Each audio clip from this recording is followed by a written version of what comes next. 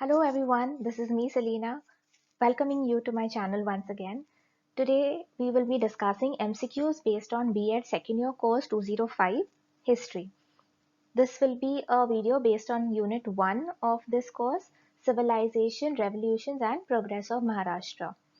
Now, uh, today is already the 9th of October and you've got your exams in just 10 days time. So I want to bring to you as much of matter as I can, and hence I'm going to be rushing through these videos.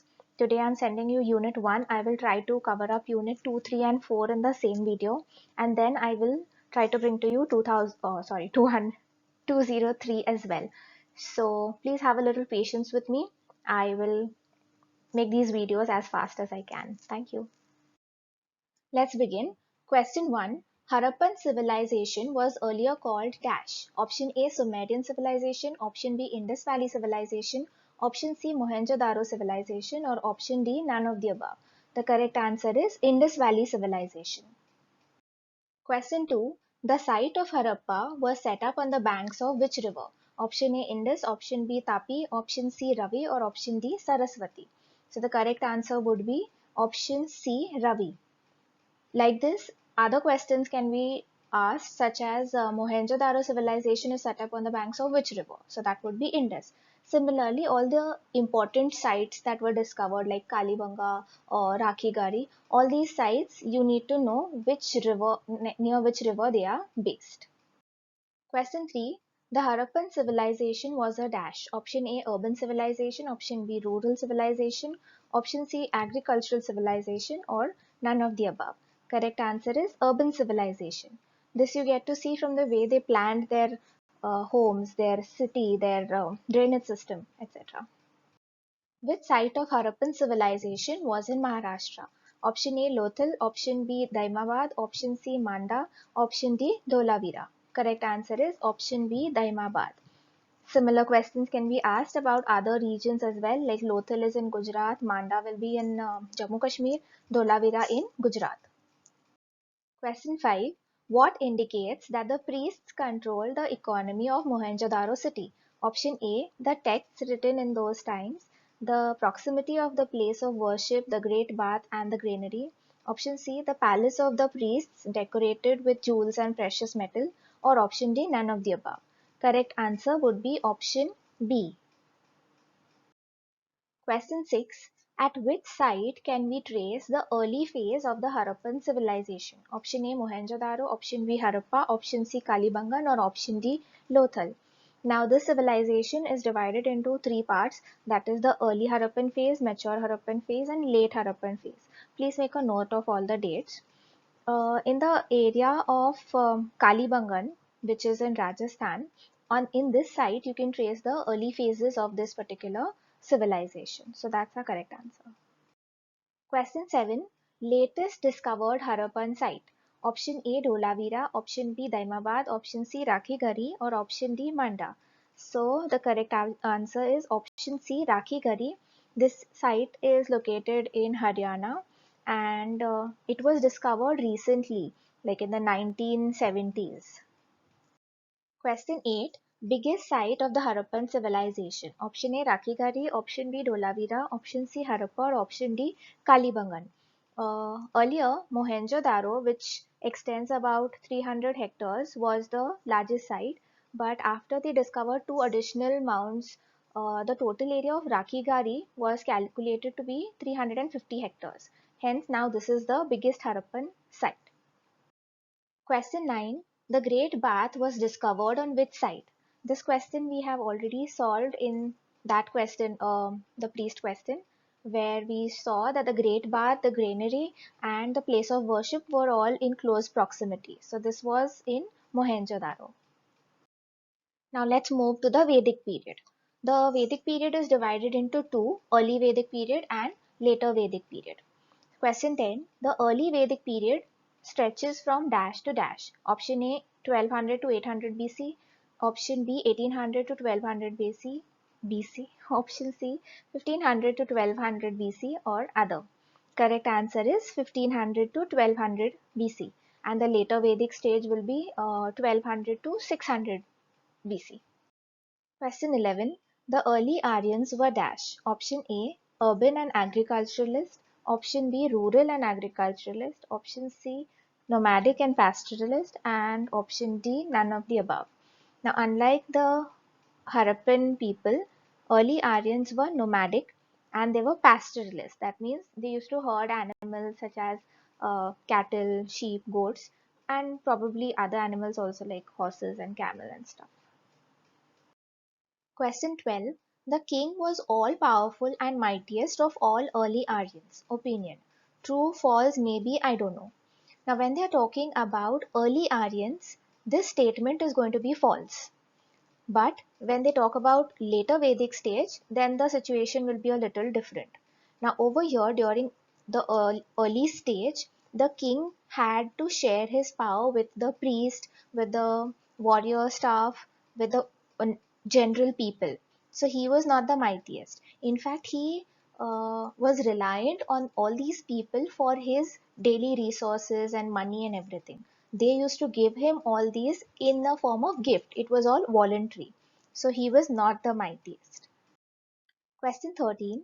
The meetings where confidential matters such as judicial matter, war, treaties, creation of laws were discussed was called dash. Option A Sabha, option B Samiti, option C Vish Panchayat or option D Jan Panchayat. Now, there were two kinds of meetings. One where everybody used to gather and they used to discuss their daily issues and everything, and they used to play, drink, eat, etc. Whereas in the second meeting, all these important matters were discussed. Okay, so Samiti is the meeting where it was like general meeting. It was like a legislative assembly. And Sabha was the meeting where they used to have very few people and they used to have only confidential matters discussed in that particular meeting. So our correct answer here is option A, Sabha. Sabha. And this king was elected from the Sabha, as in the Sabha also voted for him and the Samiti. So the Sabha and Samiti together, along with the priests and everybody, they were the ones who gave power to the king. Question 14. What changes were seen in the later Vedic period, that is 1200 to 600 BC? Now, as these early Aryans started moving further inside India, they met other communities and tribes and all these led to a change in their own culture. Now, the kings and the priests, they also started becoming power hungry. Okay, so they devised certain plans and all, and they tried to get all the power in their hands. So, what changes were seen in the later Vedic state? The king and the priests became most powerful. Since the Sabha and the Samiti no longer was needed, their votes were not considered, they didn't have any power. So these two meetings were abolished, they were not no longer held. Taxation laws were introduced because now the people did not voluntarily give any gifts to the king and the king needed his resources. So taxes were levied. So our answer would be option D, all of the above. Moving on to the medieval period, question 15. The medieval period started with the fall of which empire? Option A Maratha Empire, option B Gupta Empire, option C Chola Empire or option D Pala Empire. Correct answer is option B Gupta Empire. Question 16. Who is considered as the father of Maratha dominance? Option A Shahaji Bhosle, option B Shivaji Bhosle, option C Sambhaji Bhosle or option D none of the above. Correct answer is option B Shivaji Bhosle. Question 17. During the medieval age, dash was used for trade. Option A cash, option B barter system, option C coins or option D hundi. Correct answer is hundi. Hundi is like a bill of exchange. It is more like a promissory note. So one trader gives a promissory note of a specific amount to that other person and that other person takes that to the sarafs. Sarafs are like bankers or money changers and over there and he has to go at a specific period of time and on a specific date, okay, which is mentioned on the bill of exchange, that is the hundi, and then he gets his money. This was basically done because carrying huge amounts of cash was, you know how difficult it can be, and hence this system was introduced. Okay, now let's talk about the American War of Independence. Question 18. Why did American colonies refuse to pay taxes to the British? Option A, because they were not allowed to vote. Option B, because they were part of the parliament, option C, because they were not represented in the British Parliament, or option D, none of the above. The correct answer is because they didn't have any representative in the British Parliament. Question 19. Who drafted the American Declaration of Independence? Option A, George Washington, option B, Thomas Jefferson, option C, John Dickinson, or option D, Robert R. Livingston. Correct answer is option B, Thomas Jefferson. Question 20. Under whose leadership the American colonies fought against England? Option A, George Washington, option B, Thomas Jefferson, option C, John Dickinson, or option D, Robert R. Livingston. Correct answer is option A, George Washington. Guys, I'm not getting too much into detail of all these revolutions and all, but you do need to know the basic story at least of how England started all these policies of taxation, and then how America reacted to that and what they did about the Boston Tea Party, and also about the uh, Congress held in Philadelphia and all that. Get to know these basic points because quite a few MCQs can be framed on that. Okay, so moving on to the French Revolution. Question 21. The French Revolution broke out during the reign of Dash. Louis the 14th, Louis the 15th, Louis the 16th, or Louis the 17th. Correct answer is Louis the 16th. Well, you should know that the American War of Independence sort of started off the French Revolution because the French people had participated in the American War of Revolution of Independence, and they got inspired sort of from there. So question 22. Who is considered the prophet of French Revolution? Now it is not only inspiration from the American War of Independence, but there were other reasons as well. So one of them being these very intelligent writers. They had realized what is happening in France and they wrote about it. So people like Montesquieu, Rousseau, Voltaire, and all of those. But the prophet of French Revolution would be option B, Rousseau, because he is the one who wrote this very famous book called The Social Contract. Over here, he spoke about how the government was a result of social contract between the people and the ruler, and the ruler should look after the welfare of all these people. In case the ruler failed to do all these duties, then the people had the right to overturn the government. So all this inspired the people of France. Question 23. When did the Russian Revolution take place? Option A 1914, option B 1917, option C 1919, or option D other. Correct answer is option B 1917. This was almost at the end of World War II. Sorry, 1. World War I started in 1914 and ended in 1918. So this was just in the last phase of the World War. Question 24. Which was the spark that started the fire of the World War One? Now, the story of World War One is also very interesting. If you imagine it in a story form, you can easily memorize all the causes that started this war. So, I won't be explaining it because this is not that kind of video. Let's continue. Option A, the assassination of Archduke Franz Ferdinand in Sarajevo. Option B, the attack on Germany by the French. Option C, the visit of William II to France in opposition of its colonization. Or option D, none of the above. The correct answer is the assassination of Archduke Franz Ferdinand in Sarajevo. Question 25.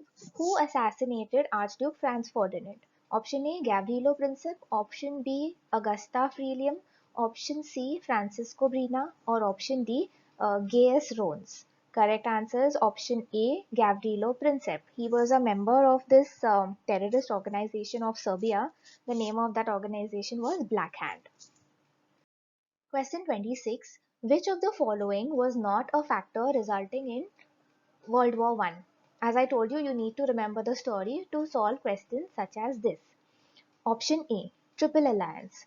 This was a factor. This alliance was between Germany, Italy, and Austria-Hungary. Point B, Austro-Hungarian annexation of Bosnia and Herzegovina. This was also one of the factors. When Austria-Hungary did this, it sort of increase the tensions between the countries, and so this was also a factor. Option C, Bloody Sunday. Bloody Sunday is not a factor of World War One. It is actually a factor of Russian Revolution. which I'll explain later on. And option D is Entente Cordial. This is an agreement, a pact, a friendship between the British and the French. So these three, that is A, B, and D, are factors of WW1. That means World War One. Bloody Sunday is not.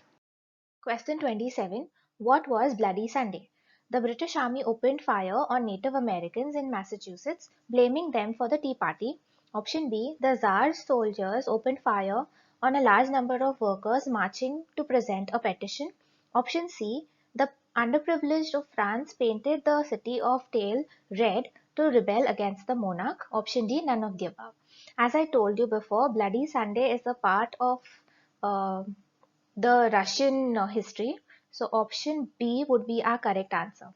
What had happened was the workers and all were already really oppressed in Russia, and because of World War One, the conditions were going even worse.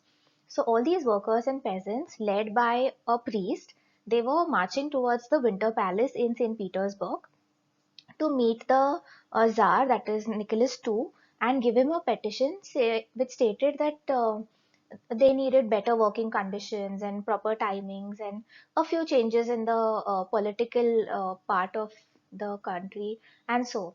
But then the Tsar was not in his palace, and the soldiers, upon seeing all these people marching towards the palace, they opened fire on them, and it happened to be a Sunday, and hence this event is known as Bloody Sunday. Question 28. The Industrial Revolution began in which country? France, Russia, America, or United Kingdom? Correct answer is option D, United Kingdom. Question 29. Which century is known as the year of conflicts? Now you know where all these, in which era did World War happen, the Industrial Revolution, French Revolution, Russian Revolution, all this happened in the 20th century, and hence the 20th century is known as the year of conflicts. Question 30. Maharashtra established a three-tier administrative system at the district, taluka, and village level. They were, you can see the options. I will tell you the correct answer directly. That is option A. Zilla Parishad at the district level, Panchayat Samiti at the taluka level, and Gram Panchayat at the village level. That's it for today, people. These 30 MCQs have not done justice to this unit because there is a lot of matter in this unit. There is tons of facts and events and dates and happenings all over the world, and it is very easy to formulate MCQs on these happenings. So you need to thoroughly understand each and every event that has happened from the ancient times to the modern times. Okay, the other units, that is second, third, and fourth, they are pretty repetitive and easy. So all the practical questions, most of the practical questions will be based on those units. So there's syllabus and curriculum, multimedia. These topics are repeated, which we've already finished, right? So that will not take too long. So I would say concentrate your efforts on unit 1 and try to understand whatever they have given in the text. Thank you.